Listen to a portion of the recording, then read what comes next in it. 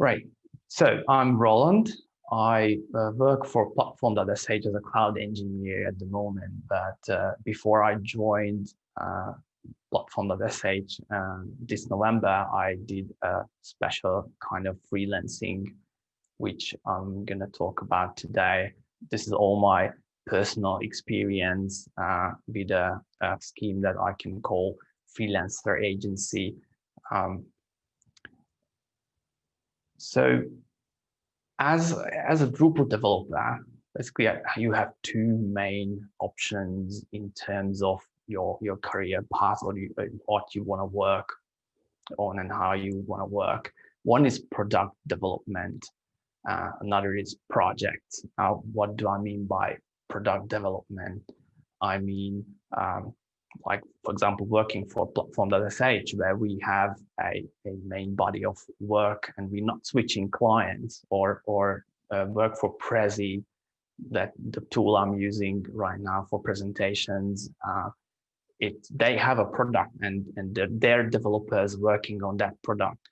Or think about a large website or an e-commerce store where you have a main body of work and you just work on that. Now, on the other side, there are projects. And if we think about projects, it can be either you can work as an agency developer or you can work as a freelancer. And at this point, I'd like to see how many of you are in which. So if Barbara can start, there's a poll section. And if you can please answer, I can just a bit of an interaction would be awesome. Thank you. And we will check back a bit later. So speaking of working for an agency, how does it look like? It's basically, it's good because you have a stable income, you have a steady workload, you work in a team. But it often involves a 9-to-5 office environment, or even if it's remote, most of the agencies require you to be present in certain time frames. And basically you have a lower level of control in terms of what you work, how you work on that, and who you work with. And that can be sometimes frustrating, can cause burnouts, things like that. So on the other hand, there is freelancing, which is kind of like the opposite. It's when you are a freelancer, you have a pretty much good freedom, and you have a high level of control on things. Like, think about, you want to go out for a walk because you're not feeling the mood today. You know, no one cares really if you are running on your own as a freelancer. So lots of people choose freelancing because of this freedom, but it comes with a price. And the price is that it's an unstable in terms of incomes and financials. And you have to always, worry about the next projects and the next clients. It's basically a one-man show when you have to do your own marketing and sales and PM and finances. Sometimes it can be quite isolated because most of the freelancers work alone, and some love to work alone, some don't. So there is,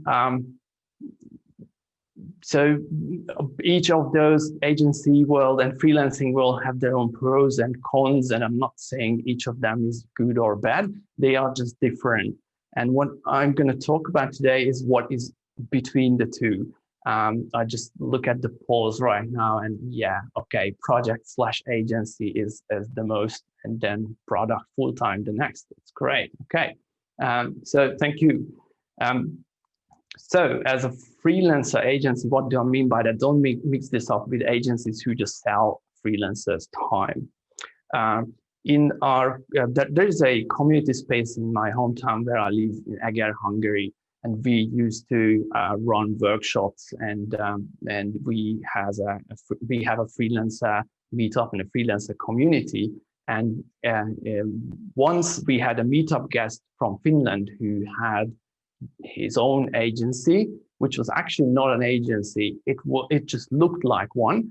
So they had their own brand name, website, and portfolio, and they shared an office, but they were just a group of freelancers working together.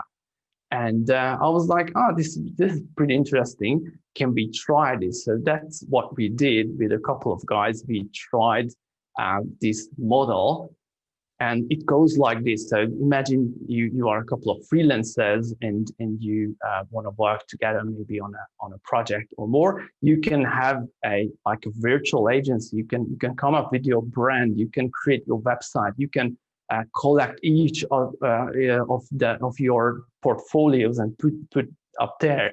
And once a client comes in, you can that's what we did. Selected someone to talk to that client. So that person's kind of like a project manager / sales at the beginning, and as well as what you can do. And this is what this Finnish friend of ours did as well. That person who's in contact with the client makes actually the contract with the client, and then spread the workload throughout the entire team, including financials. But it's not the only way to do this. You can actually convince the client to pay the freelancers directly. Now, why I think this scheme is better than paying each one of them directly is because it's more closer to an agency model, which clients are more familiar with.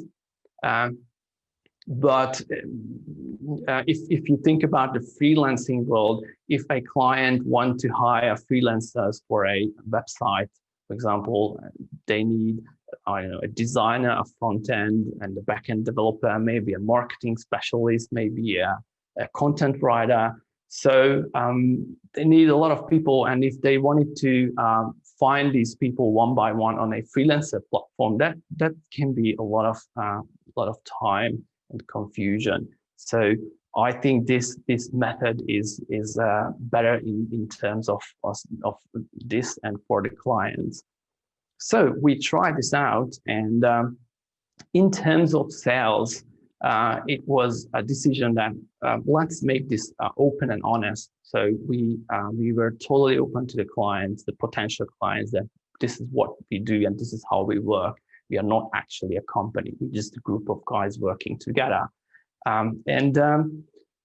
That's great, but the first challenges came during the sales process, and it was think about not everyone in the team is involved the same way. So there was a content writer who we knew that the content writer's job would be just a couple of hours per month during the project.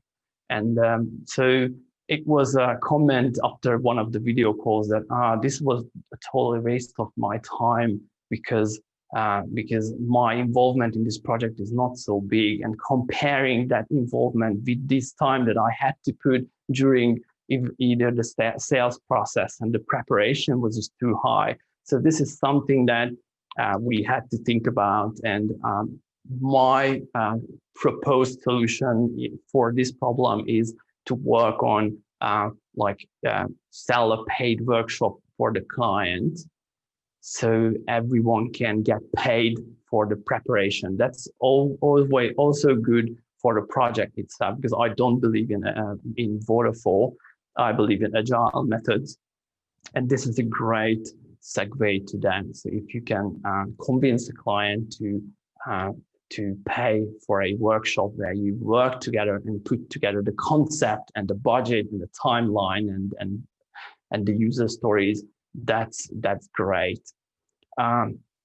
Another challenge we faced was that schedules is not that easy, because these are freelancers and no one has control over their engagements and schedules and times. So it could happen that a sales process takes, I don't know, a month, and during that month, one of the team members have another engagement or another project, and then you can end up with saying sorry to the client that sorry, we can't do that. That's no good. So you have to manage this. You have to find someone instead. Didn't happen to us, but I could totally see the problem in that. Once the project was running, what I could also see as a challenge that definitely need a project manager. The project manager need to handle the finances as well. And sometimes this financial scheme that you see on the screen is hard to manage. And that it goes to the next question, who's taking the responsibility? Because if that person in the middle takes all the responsibility for everyone else, that can be too much pressure. For example, what would happen when someone is out for any reason? What we had, someone was sick for more than 2 weeks, and that caused a major delay with the project. And we were totally open to the client that this is happening. Client was totally happy with that. So that's good, but I guess you have to prepare for these kind of situations beforehand. And so if someone's thinking of doing things like this or doing projects like this, talk to the team, talk to the client, and prepare for these scenarios as well. And again, another scheme can be that the client can pay freelancers directly, because why not? That would happen anyway if they would go to a freelancer platform to find freelancers. Another kind of problem that I saw was sharing resources like licenses.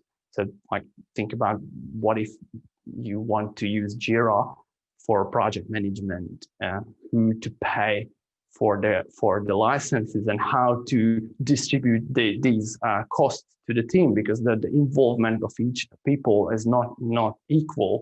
So maybe you cannot ask the one guy who just worked on a single piece of Facebook ad throughout the entire project to pay for their own license in Jira. So that's another interesting, that as well as agencies who have offices, they have a lot of test devices you can just pull off from the shelf and use it. That's not going to happen with freelancers. So sometimes actually the freelancing can be more expensive with these. But why better? Why I think that freelancing is good? What I could see in my career, I did everything in the past 10, 20 years. I had my own agency. I worked for agencies. I worked on product. Now I'm working on product development, but I was freelancer as well. So lots of things. And a lot of creative minds and creative people love to be freelancers. And some of them cannot even handle the normal job environments. So I think it's very easy to find good creative people amongst freelancers, but also it's very hard to deal with them. These people are sometimes very focused, but they just have hard to work on in teams, whatever. So yeah, it has pros and cons. Again, I'm not saying that agency is a bad thing or freelancing is a bad thing. I think it's just different. And this type of work maybe can put the two closer or can work for some. And what I experienced as well was that you need a network of freelancers. So if you need someone to get replaced because like sick or something, it's good to have someone else you can ping and ask to join the team. If you can't, you can still go to Upwork or any other freelancing platforms to find that person. And there is actually a Hungarian startup called Briefly.work. I'm not associated with them in any ways.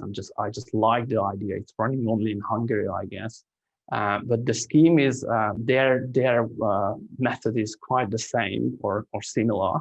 So think about, there's a platform where freelancers register, and once a client comes in with a project idea, there is a special role in the platform called project manager. And the project managers get the project first, and they talk to the client. They come up with a brief and timeline and budget, whatever. and then they find other freelancers inside of the platform to complete the job, and then they can work together as a team on that project. So I'm really excited about this idea, and I like to see this more often, because what I can see from the freelancers platform is this is the missing piece, and yeah, you can solve this by just like grabbing your friends and other freelancers and form this virtual agency, or you can use these kind of platforms to do that as well.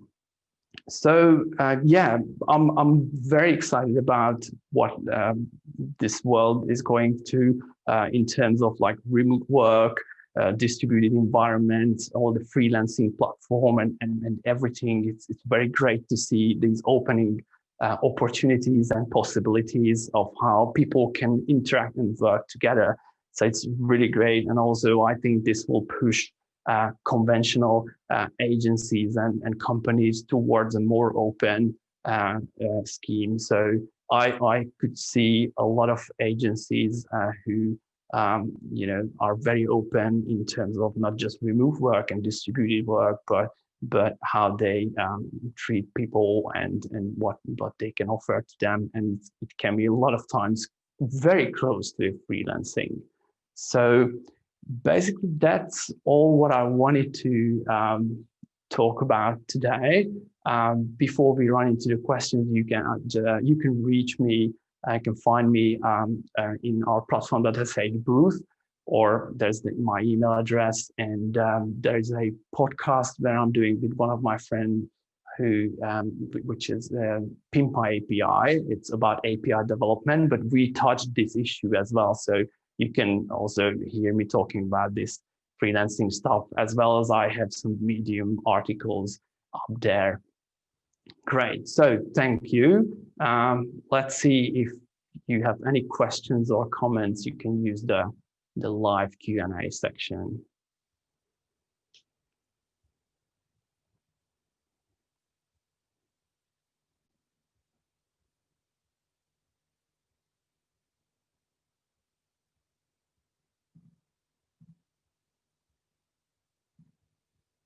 And I'm not sure how much time do we have left because my timer is off.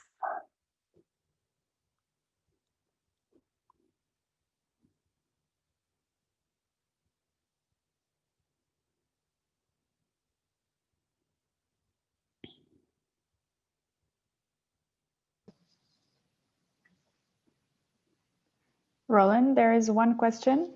Mm-hmm. So someone, Ilksho, I'm sorry if I'm not pronouncing your name correctly, is asking about the main pros and cons for both agency and freelancer. Yeah, okay. So if I get this question right, so the main pros for working for an agency is that you have a stable income and a stable fixed team. While the main pro of being a freelancer is that you have a lot of freedom. Now, the cons are obviously for freelancing, you don't have that fixed amount, like fixed income, and which can cause issues for a lot of people. I was talking to a lot of freelancers who said, I'm quitting freelancing because I'm just enough about this instability. So that's totally a con. For the agency world, what I could see during my career and talking to people was that you have low control on how you work and what you work on. So like there are managers and salespeople, and they're just selling stuff and putting things on you, or the low level tasks that agencies have to deal with. Lots of the times they just have to fix small issues and work on small things, fixing bugs, maybe fixing a website that someone else made. Things like that. So if you are a freelancer, basically you can easily say no to these because you just don't apply to that if you're using a platform like Upwork. Yeah, no worries. yeah, I totally could see this. During my career, I was, yeah, even if I was more overloaded with work when I was freelancer, I could feel more free. So that's kind of weird thing. Yeah, I'm not sure if there's any other questions. If not, great, thank you. I will then, I think, I'm not sure how much time we have left from this session, but I will hand over to the next session. And thank you for joining. And yeah, find me here in the platform and in our booth, and we can talk about this if you're interested. Thank you.